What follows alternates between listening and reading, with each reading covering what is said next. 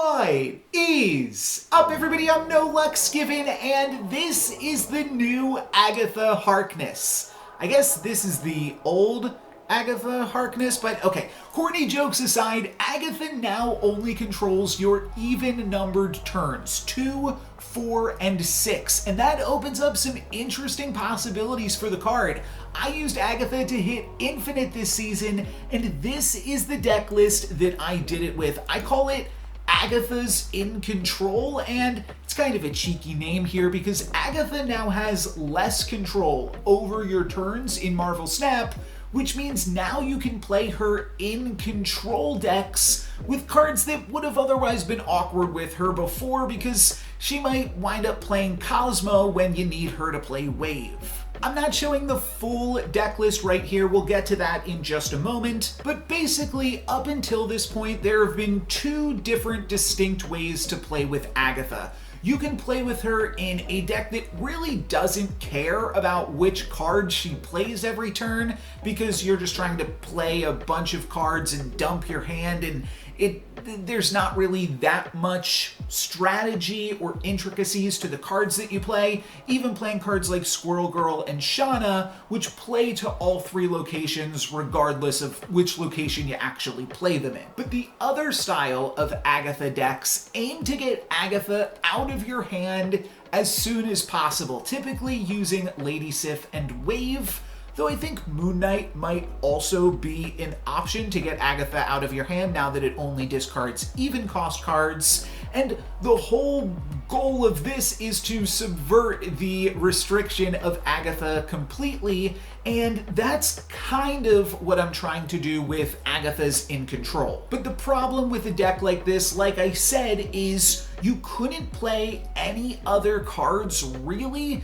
that cost 1, 2, or 3 if you wanted to make sure that Agatha was always going to play your Lady Sif or your Wave for you, because you wouldn't want to risk her playing one of these other cards. But now, on that key turn, which is turn 3 in Agatha decks, you have control, so you can always play either your Lady Sif or Wave, and then either if you Wave, Agatha will play herself, or if you Lady Sif, you'll discard Agatha, which allows you to have full control and Ghost Rider to get her back. And that's basically the thesis behind this entire deck. Turn 5, either Sarah to allow us to play 3 different 3-cost cards, or another big haymaker. I've got Legion in the deck right here, and there's some other cards that you're going to see me try out through the rest of this video. And then on the final turn, we're going to slam 2 or 3 different 3-cost cards, potentially alongside a 5-cost card, like we can play Sarah into Legion plus Cosmo, or Arrow plus Juggernaut for a bunch of move synergies on the final turn to have a bunch of control. And these are all pretty powerful cards. Legion also a pretty powerful card that can just win you games by itself. One other thing that is going on here, Cosmo and Juggernaut are really cool. Typically this deck is trying to get priority, which makes it a lot different from other Sarah decks, which will toss priority, but with Agatha you are just going to be winning a lane, so it's easier to play around trying to retain priority for yourself, at which point Juggernaut and Cosmo become tools that also allow you to protect Agatha from opposing Shang-Chi's. First, I wanted to showcase the game that got me to Infinite this season, which I already made into a YouTube short, but it's just such a great game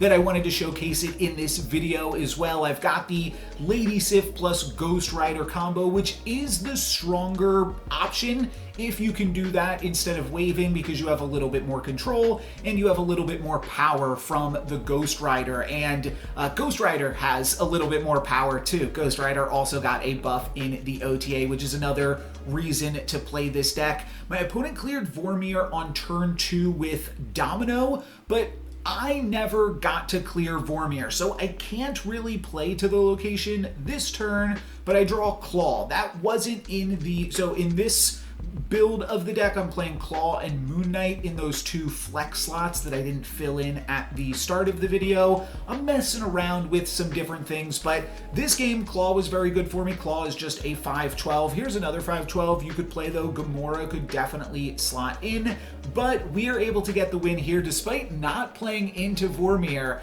by using Claw and then turning off my opponent's Miss Marvel. Also, the Ghost Rider was a 50-50 because Sokovia was the first location and that discarded a Legion. Can't complain, obviously. If the deck got me to infinite, it's, you know, interesting, but that doesn't tell the full story necessarily, and I want to take a look at some other games here. Getting to infinite might have been my best win, but I think this one was my worst loss because first off, I've got the wave version of the combo, which is usually fine, but in this instance, Agatha played herself into Danger Room, and yeah, I'm gonna get a little unlucky in this one. And the bad luck continues here, despite me having a really strong final turn of the game. So I'm setting up with Sarah,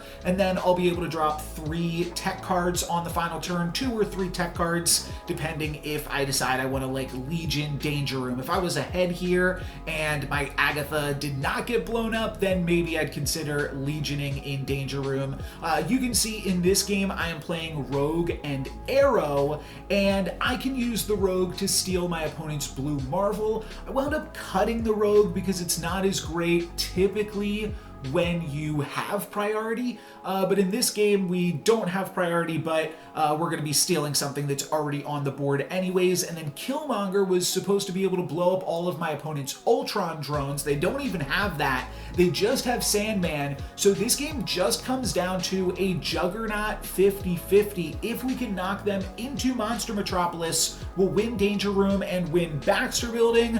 But unfortunately, we lose the 50-50 and lose 8 cubes. This was another weird loss where it just seemed weird. We can see my opponent has an Agatha avatar, and I did not have the Lady Sif or the Wave early on in the game, but I thought maybe Arrow could disrupt this symbiote Spider-Man, but my opponent just perfectly predicted it and played their Black Panther into the location that I was going to Arrow. And then Agatha plays herself, and I won't even win with Agatha, so I'm gonna retreat. Enough losing though, let's get on to some winning games. This game, just a freebie quick one. Legion on Crimson Cosmos means that my opponent can't even play on the final turn. And this was another clutch Legion moment. I had no clue it was going to be this clutch. You can see we have priority because we got the Agatha out there, and turning every location into Machine World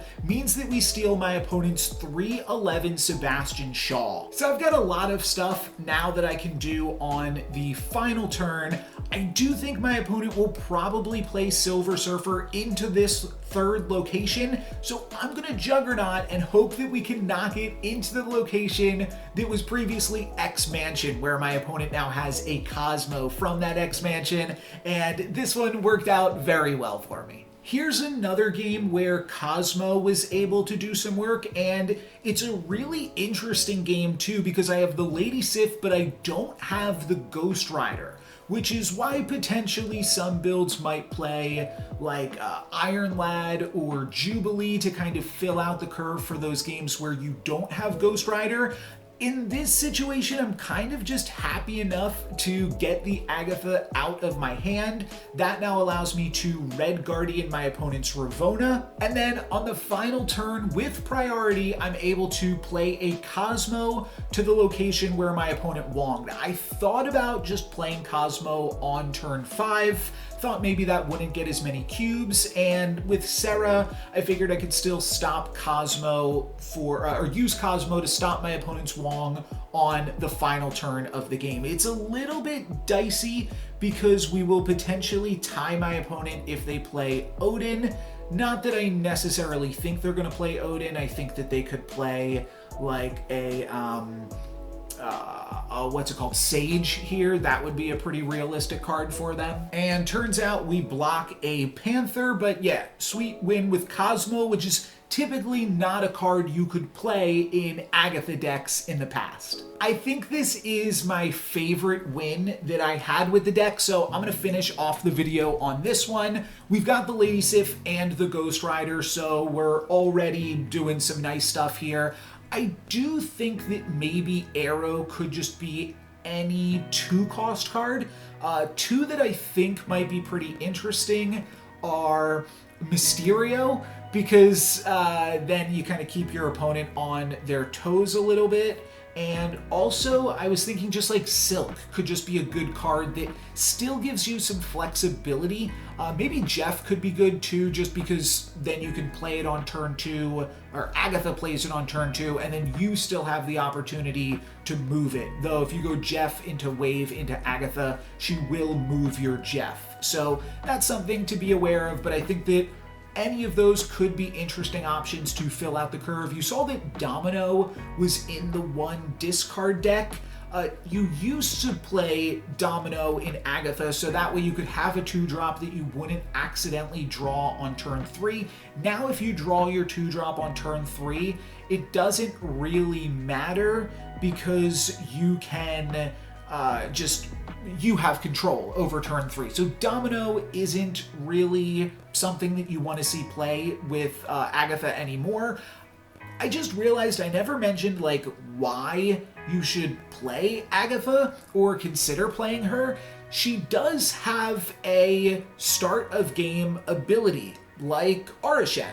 Maybe not quite as powerful as Arishem, but Agatha draws a card, which is a powerful thing that you don't often get to do in Marvel Snap. She starts in your hand, which is like kind of like deck thinning, kind of like the old America Chavez. I'm not gonna go quite that far, but that does actually do something for your deck. It means that you're drawing Wave and Lady Sif a little bit more consistently than you might otherwise in a non-Agatha deck. So while it does kind of seem a little bit